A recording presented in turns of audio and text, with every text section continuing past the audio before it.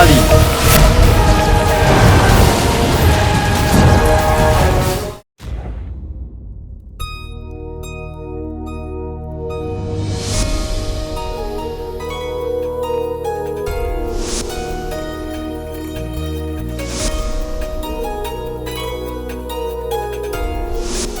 আজ আমরা মুখোমুখি হলাম রুকসার, কিন্তু আমি তোমার কাছে দাঁড়াতে পারলাম না। এর জন্য তুমি আমায় ক্ষমা করো, কিন্তু আমি খুব তাড়াতাড়ি তোমার কাছে ফিরে আসবো রুকসার। ভাড়া বাড়িতে থেকে অনেকগুলো দিন কেটে গেল, এবার বাড়ি ফেরার সময় হয়েছে।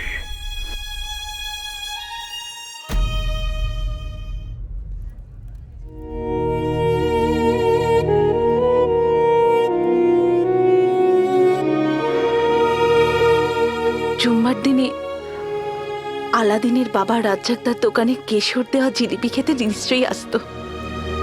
আজকে জুম্মা, আর সামনেই রয়েছে রাজ্জাকদার দোকান। ও নিশ্চয়ই আসবে।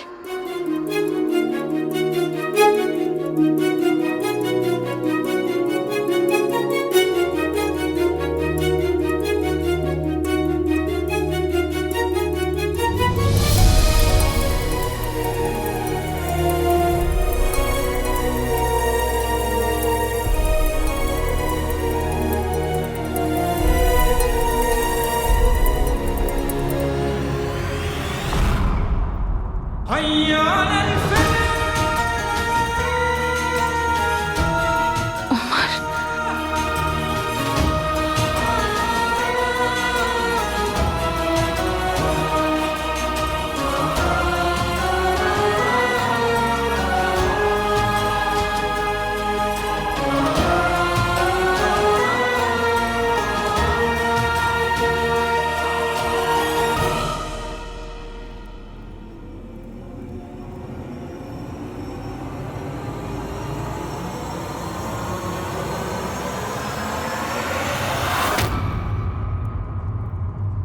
কি হলো বোন, আপনি কাউকে খুঁজছেন? ক্ষমা কর, ক্ষমা কর। আমি তো আচ্ছা,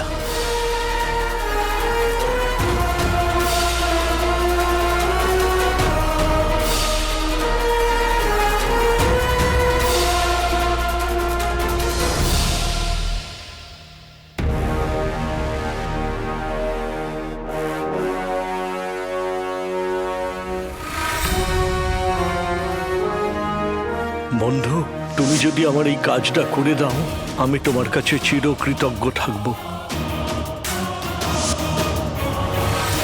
আমি এটা খুব ভালো করেই জানতাম রুকসার, তুমি আমার খোঁজ করতে ঠিক আসবে। তোমার ওড়না দেখে আমি ঠিক বুঝতে পেরেছিলাম যে তুমি বুঝতে পেরে গেছো তোমার আশপাশেই আমি আছি। কিন্তু তোমাকে আরো কিছুদিন অপেক্ষা করতে হবে।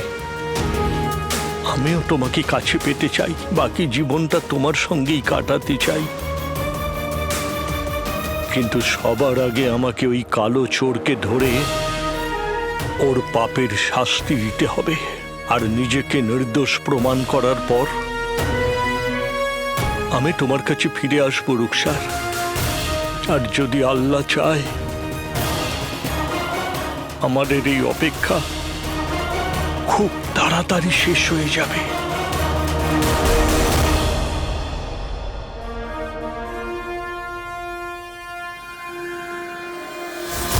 মহামান্য বাদশা, ওয়াজির আলা, এটা আপনি কি করছেন? আপনি হিন্দুস্তান থেকে ফিরে আমাকে বলেছিলেন যে হিন্দুস্তানে নিজেদের পরিবারের এবং আত্মীয় স্বজনদের এভাবেই সম্মান করা হয়। তাই অতি উত্তম, তাহলে আপনি মনে রেখেছেন। তবে আজ আপনার মেজাজ একটু অন্যরকম লাগছে। কারণ আপনার সঙ্গে একটু জরুরি কথা বলতে চাই। হ্যাঁ, বলুন। আসলে এই কথাটা একান্তে হলে খুব ভালো হয়।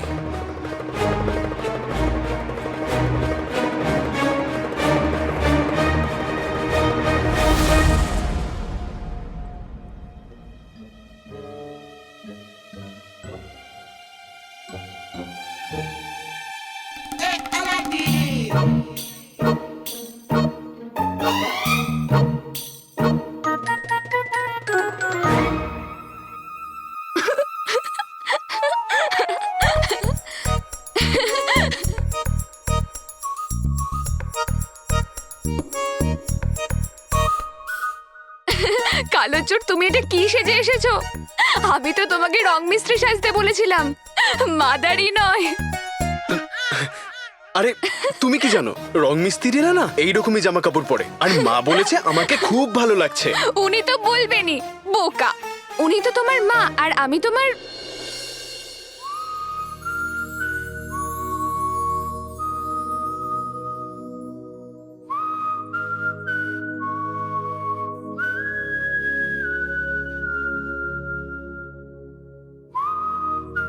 তুমি আমার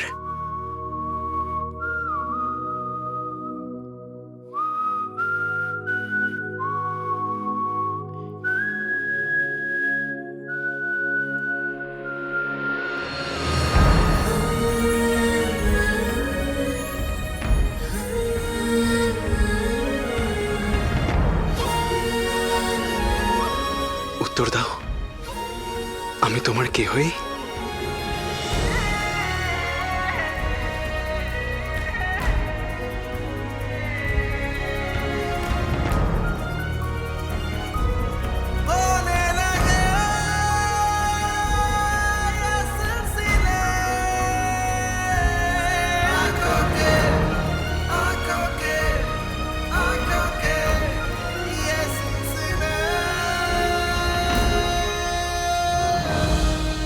জংলি বেড়াল।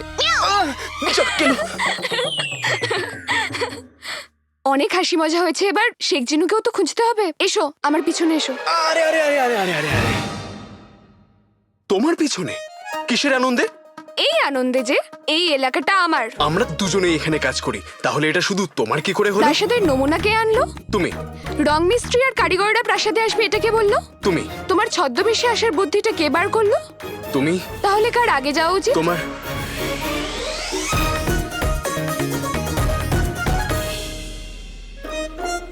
আমরা দুজন যখন একসাথে থাকি তখন আমাকেই কাজ করতে হয়। তুমি তো কোনো কাজও করো না আর কোনো কথাও বলো না। এবার এই 3টে ঘরে প্রদীপ খোঁজার কাজটা ঠিক আমাকেই করতে হবে।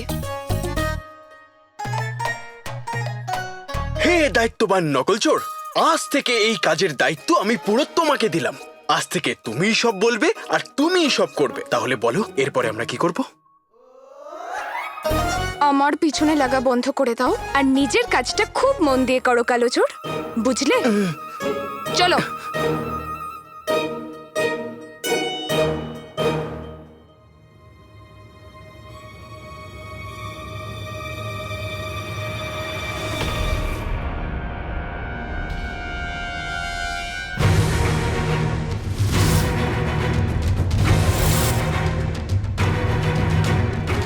সূর্য ঘড়ির বলা 3টে ঘরের মধ্যে এটা একটা।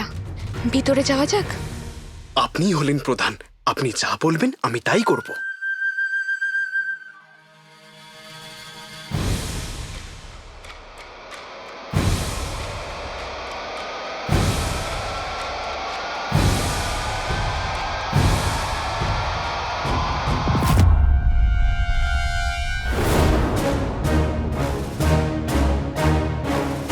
পালাও।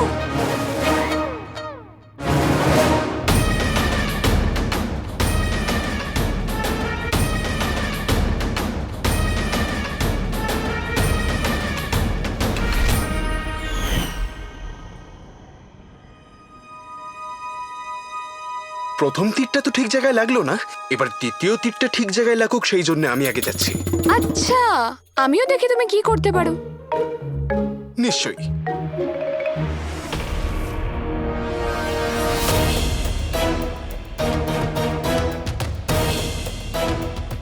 তিনটে ঘরের মধ্যে এটা দ্বিতীয় ঘর। তৈরি?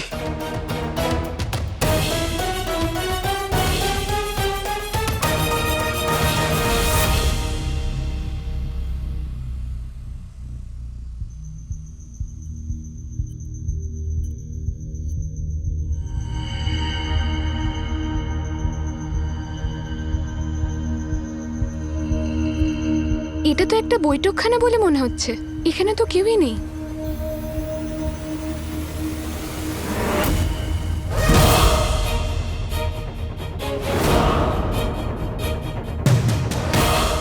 বাবা,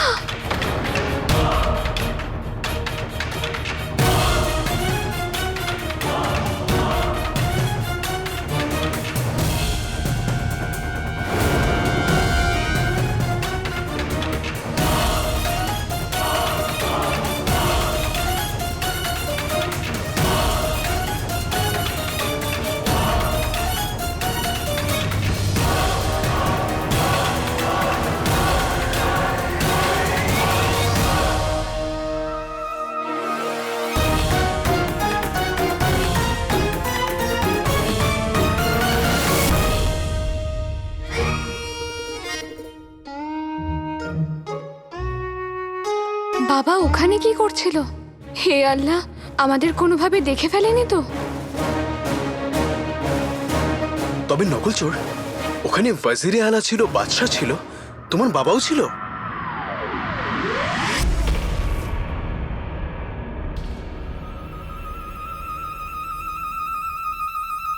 হ্যাঁ, আমি এটা বলছিলাম যে তোমার বাবা কোথায় ছিল বলো।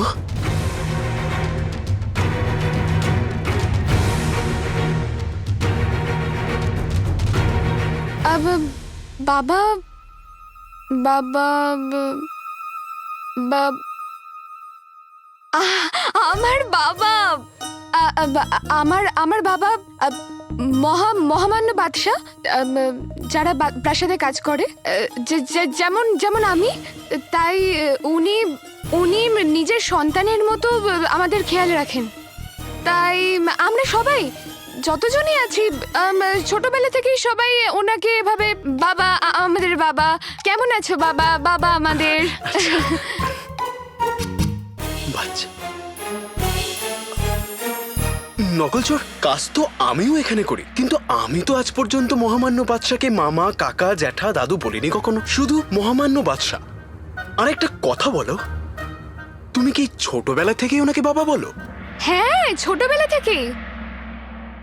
তুমি বলছো যে তুমি ছোটবেলা থেকেই বাবা বলো, কিন্তু তুমি তো ওই খনির পরে এখানে কাজ করবার সুযোগ পেয়েছো। তার মানে এটাই যে প্রাসাদে তোমার খুব বেশি দিন হয়নি। তাহলে কিসের ছোটবেলা, কিরকম ছোটবেলা, আর কার ছোটবেলা?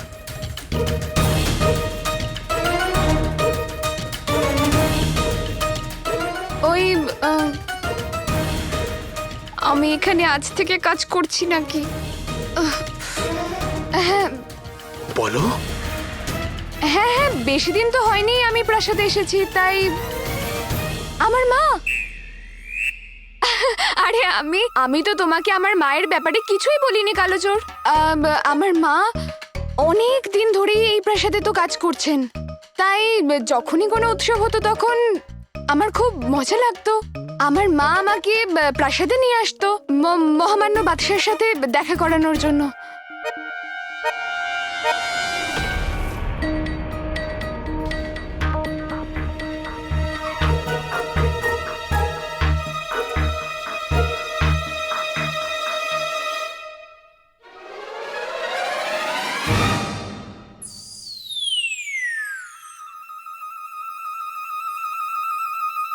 তাহলে কি প্রাসাদে যেসব প্রহরী, সেপাই, কর্মচারীরা কাজ করে তারা কি বাদশাকে বাবা বলে? হ্যাঁ, সবাই। বাহ, তাহলে আমি ওনাকে বাবা বলে ডাকি? না, একদম না। খবরদার যদি তুমি আমার বাবাকে বাবা বলো তো।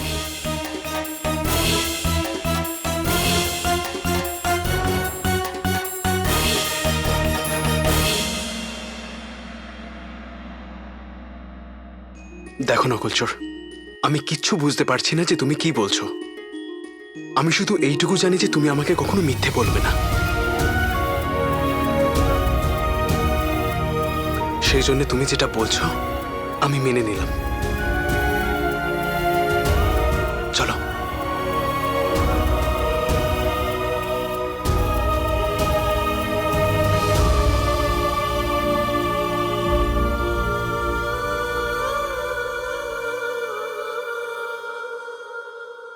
নকলচোর, এখানেই ওই ঘরটা আছে যেখানে জিনু আর ওর প্রদীপ আছে। তুমি কি শুনছো আমি কি বলছি? নকলচোর, নকলচোর,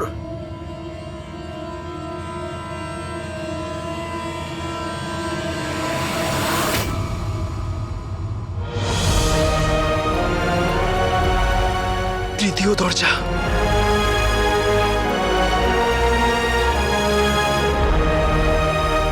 নকলচোর,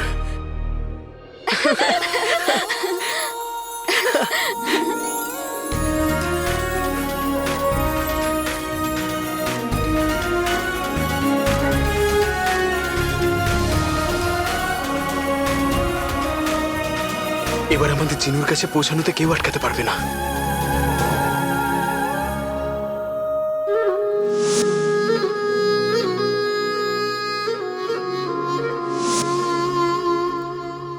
অনেক বছর আগে উনি আমাকে কাজ করতে দিতেন না, আর এখন ওর চিন্তা আমাকে কাজ করতে দিচ্ছে না।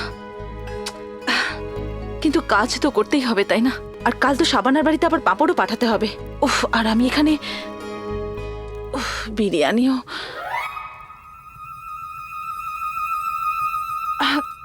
আমি তো বিরিয়ানি বানাচ্ছিলাম, কিন্তু এই কিমা ওর ভাবনায় খাবারটা ওরই পছন্দের বানাচ্ছে।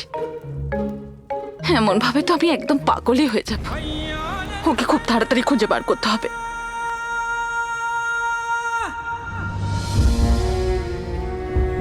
আমাকে ক্ষমা করে দাও রুকসার। তোমার এই অবস্থার জন্য আমি দায়ী। তুমি আমাকে এতদিন পর দেখেও এক মুহূর্তে চিনে ফেলেছ। আমি জানি তুমি আমাকে খোঁজার জন্য সব রকম ভাবে চেষ্টা করবে। দায়িত্ব দূরে নিয়ে যাচ্ছে, আর কিমার গন্ধ কাছে টেনে আনছে।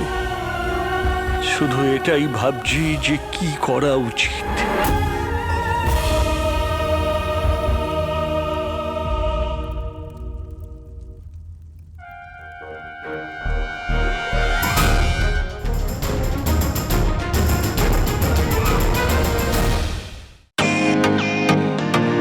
ওয়েলকাম টু বিটেন world. How may assist you? নতুন ফ্ল্যাটের জন্য একটা স্ট্যান্ড ফ্যান আর কুলার নেব। এই পচা গরম থেকে একটু স্বস্তি চাই। বাজার চলতে সব ব্র্যান্ড আর ভরসাযোগ্য নয়। তার জন্য তো আমাদের ফ্যান আছে, all purpose bullet table fan, ceiling fan. আমাদের সিলিং ফ্যান কিন্তু 30 মাসের ওয়ারেন্টি সহ পাওয়া যায়। আছে ফারাটা 2 বছরের ওয়ারেন্টি, 17 থেকে 20 মিটার এয়ার ফ্লো, মধ্যবিত্তের সাধ্যের মধ্যে একমাত্র ভরসাযোগ্য ব্র্যান্ড বিটেন। আমাদের কুলারের কিন্তু অনেক range, 45 litres, 50 litres, 70 litres, 90 litres, 110 litres. Honeycomb সহযোগে বিটেনের সব কুলারের ওয়ারেন্টি 1 বছর। চেনা হাওয়ায় অচেনা অনুভূতির জন্য একমাত্র আদর্শ বিটেন। গরমে স্বস্তি পেতে বিটেনের ফ্যান হোক বা কুলার, আজই আনুন বাড়িতে। Beaten, digitally years.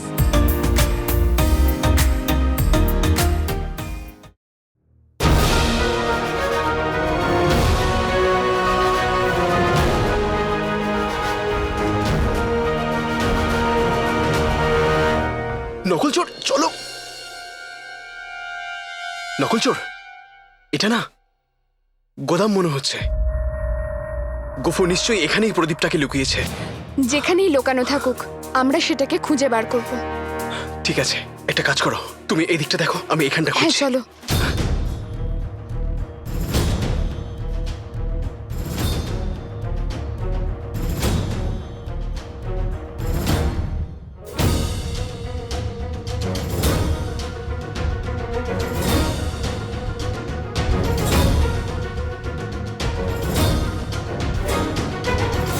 পুরো ঘরে প্রদীপ তো কি একটা মোমবাতিও নেই।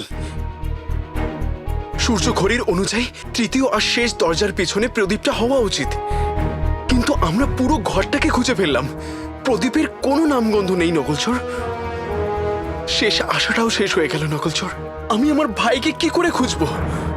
আমি ওকে কখনো পাবো না।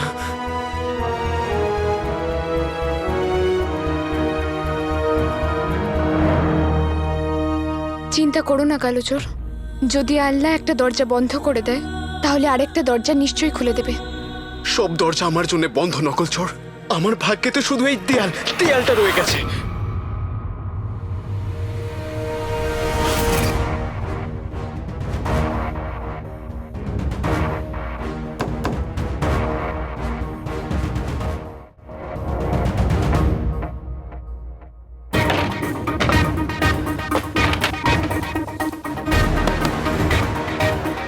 তুমি শুনলে? হ্যাঁ, কি? এটাই যে দেয়ালটা ফাঁপা। যাক গেল। বাইরের লোকেরা কাঠের তরোয়াল দিয়ে খেলে, আর প্রাসাদের লোকেরা কাঠের দেয়াল নিয়ে। এটা কোনো আসল দেয়াল নয়, নিশ্চয়ই এর পিছনে কোনো গোপন দরজা আছে।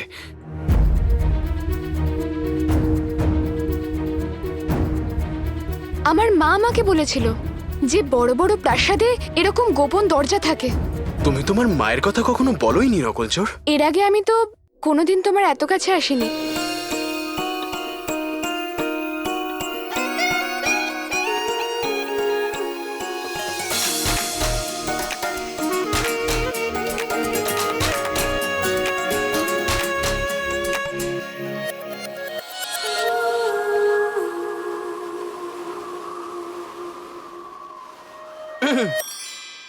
আমাদের এই দেওয়ালের পিছনে লুকিয়ে থাকা দরজাটাকে খুঁজতে হবে।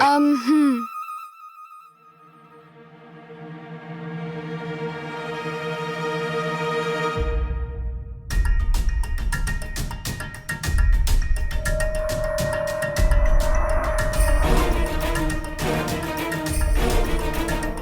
যেমন গমের বস্তায় শুধুমাত্র একটা হিরে থাকে না, মূলোর ক্ষেতে একটা একা শশা থাকে না, শশার ঝুড়িতে শুধুমাত্র একটা জিরে থাকে না। আল্লাহ, তুমি কাজের কথা বলো, কালো চোর।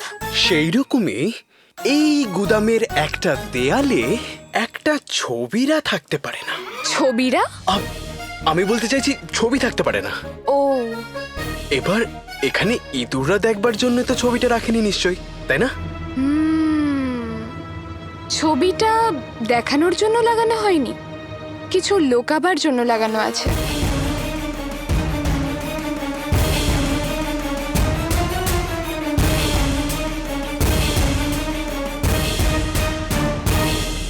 তুমিও আমার সাথে থাকতে থাকতে বুদ্ধিমান হয়ে গেছো।